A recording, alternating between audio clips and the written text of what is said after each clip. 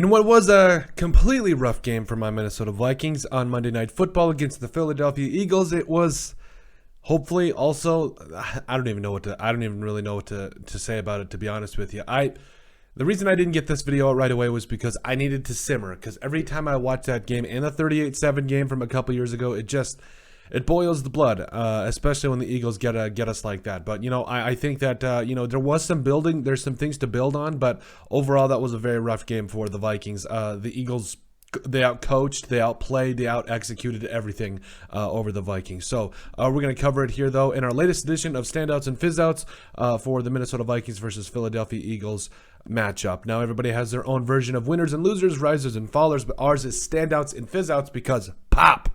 We love pop. We think it's the greatest thing since sliced bread, and that it should be replacing water anytime soon. Absolutely, please. Let us know what you guys drink in the comment section down below, whether it's Coke, Pepsi, Mountain Dew, no matter what it is, because we do love our pop around here. So, yes, the Eagles...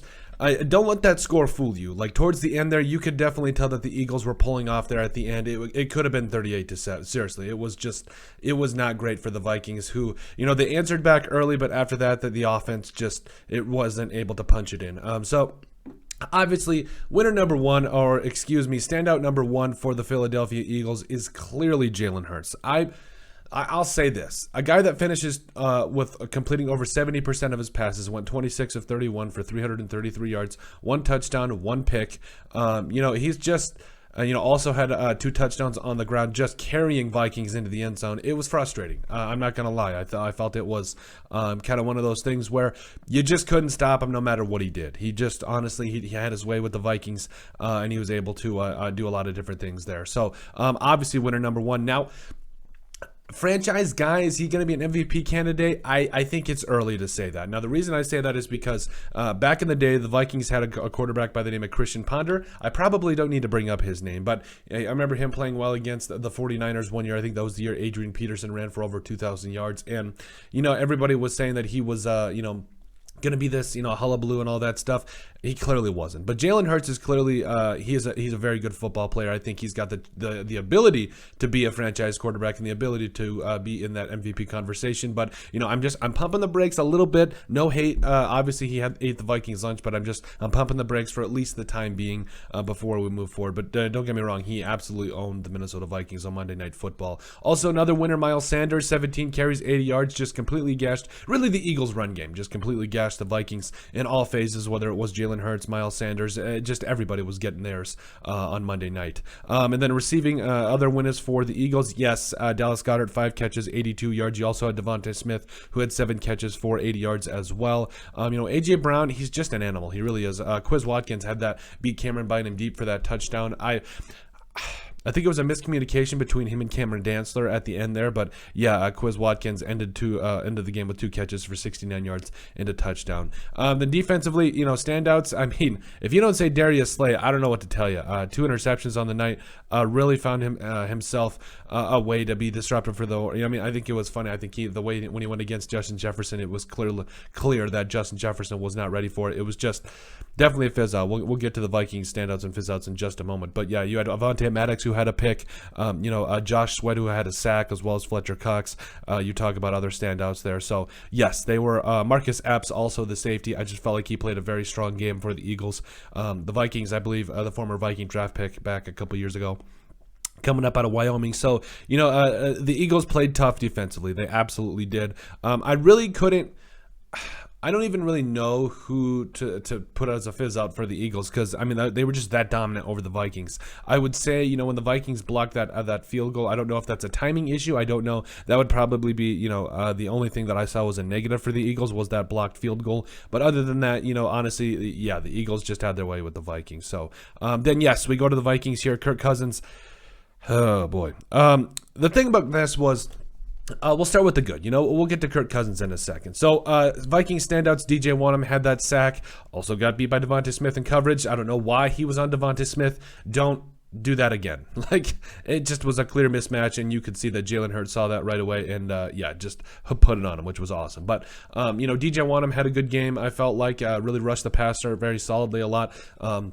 It was Jalen Reagor as well. I felt, The thing about Jalen Reagor is, he had a carry for 17 yards, also had a catch for 7 yards. I think he's going to become a huge part of this Vikings offense moving forward. And I get it. The Eagles fans all, they booed him. It is what it is at this point, compared to Justin Jefferson and all that. But I really am excited for Jalen Reagor. I think he's got a new start. I think he's got a new team that's going to utilize him in so many different ways, or at least they should. And I'm excited for him. And then also, as far as other standouts, I mean, it was rough. I would say Cameron Dantzler. I felt like he played a pretty good game before. He was replaced by Caleb Evans, which made no sense to me because Devonta Smith just made a great play on him. It's just how it goes. Or maybe it was A.J. Brown. Doesn't matter. I didn't think that was Cameron Dantzler's fault. I thought he was in good position, just didn't make the tackle. That happens all the time. And I know that they said that they just wanted to get a Caleb Evans in, but I mean, come on. Cameron Dantzler's a good player. You keep him in. If you take out anybody, you take out Patrick Peterson, who was definitely a fizz out.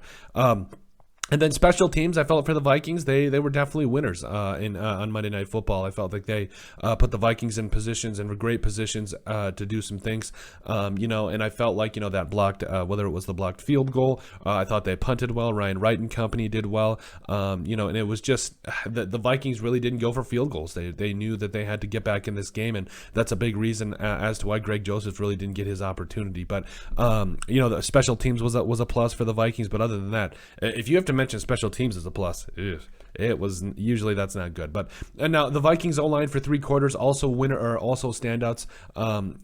To a degree, for the first 3 quarters, I felt like they protected Kirk Cousins very well until the end there. I think it was Ezra Cleveland and Brian O'Neill who gave up those sacks.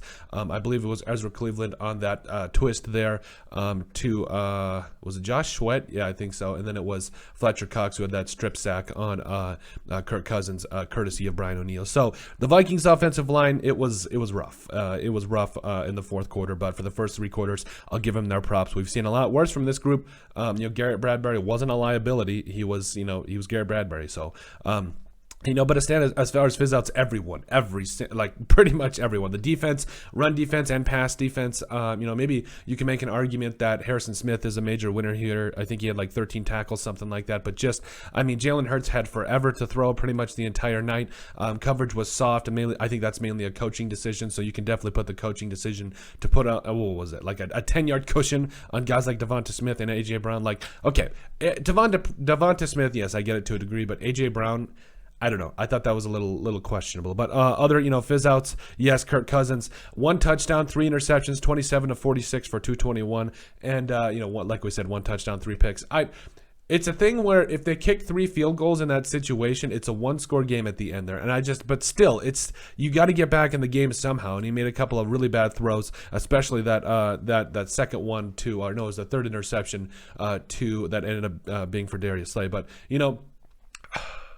quarterbacks have bad days. I get it. But at the end of the day, you got to play a lot better than that on Monday Night Football. Kirk Cousins also led the team in rushing, so that's definitely a fizz out for Dalvin Cook and company. I know some of it could be offensive line based, but Dalvin Cook, he's too good of a running back to have 17 yards on 6 carries. So another fizz out. Cameron Bynum allowed that touchdown there early in the game, and it was rough. It was definitely rough. I think Quiz Watkins definitely ate his lunch on that rep, but it is what it is. So. Obviously another fizz out. I didn't even know if I wanted to mention him because, it was just a rough game for everybody. I mean, there were multiple drops just around the team, whether it was Irv Smith Jr., Johnny Munt, who no matter what it was. But Justin Jefferson, to me, was a fizz out, got completely shut down by Darius Slay. Irv Smith Jr., also a fizz out in my mind. Yes, he had the only touchdown for the Vikings, but, he dropped a big-time ball there in the second half, and it was just, or maybe it wasn't the second half, but he had a big drop there. It's just rough. It was absolutely rough. It's one of those nights where, I don't know if you guys watched The Replacements, but every time you tried to fight back a little bit harder, it's just, you sink a little bit more. It's quicksand. It was not a good night for the Vikings. Also, Adam Thielen, yes, he led the Vikings with 4 catches for 52 yards, but overall, I would like to file a missing persons report for Adam Thielen in a way, because this was the guy that had double-digit touchdowns each of the last 2 seasons, and now, he has no touchdowns through the first 2 games, so it's not necessarily push the panic button here, but it is kind of where you're sitting here having a couple of questions, no doubt. So, as far as other fizz-outs, like I said, the entire run defense, Patrick Peterson was a guy that I felt did not have a good game. You could make a case that Jordan Hicks was a winner here, but no. He, I 3 tackles. Yes, he had a pick off that tip, but I don't care. This entire defense should not be feeling good about itself after that game. It was absolutely rough. So, it's one of those games where you move on, you find out what you can do moving forward, but there was just so many fizzouts here, and like I said, not a whole lot for the Eagles. It's my coach on college always used to say that you get 24 hours to mope about it, and then go back and really see what it's all about, and then after that it's over. It's over. The sun will rise again. It is what it is. So, but we'll have to see how the Vikings do come back from this one, because it was a rough game, an absolute rough game. So, but let us know what you guys think about our latest edition of Standouts and FIZZOUTS. Make sure you guys like and subscribe down below. Leave a like and a comment. It helps people find the show. We greatly appreciate all the support that we've gotten and continue to get. You guys are all truthfully awesome. We love every single one of you. Down in the description below, you'll find all of our social media platforms. So give us a like and a follow there. Also, remember to give us a listen and sub on iTunes. And finally, if you have anything else you'd like us to cover, send us an email at thesportsbp@yahoo.com or put in the comment section down below, and we would love to cover it. But first of all, let us know what you guys think about Standouts and FIZZOUTS. Pop, which one do you guys drink? Coke, Pepsi, Mountain Dew, maybe Great Value, Dr. Thunder. I don't know. Let us know what you guys drink, and then also let us know what you guys think about our latest edition of Standouts and FIZZOUTS for the Minnesota Vikings versus Philadelphia Eagles matchup.